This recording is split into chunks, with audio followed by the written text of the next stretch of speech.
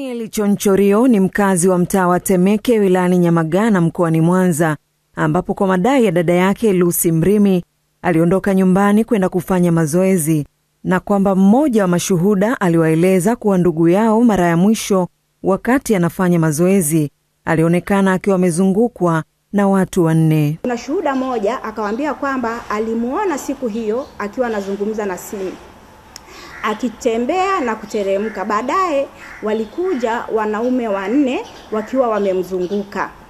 Baadaye walivyokuwa naongea, wakawa kuna gari moja Defender ya cream iliyokuwa tinted, wakawa wamempandisha huko.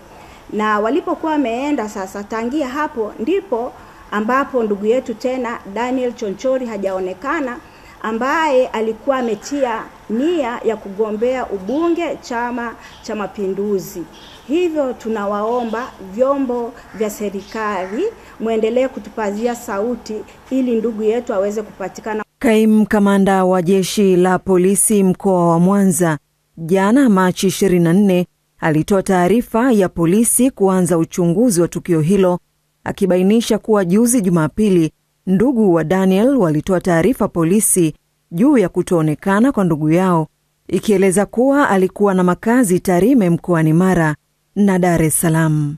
Tumie Omari, Azam News.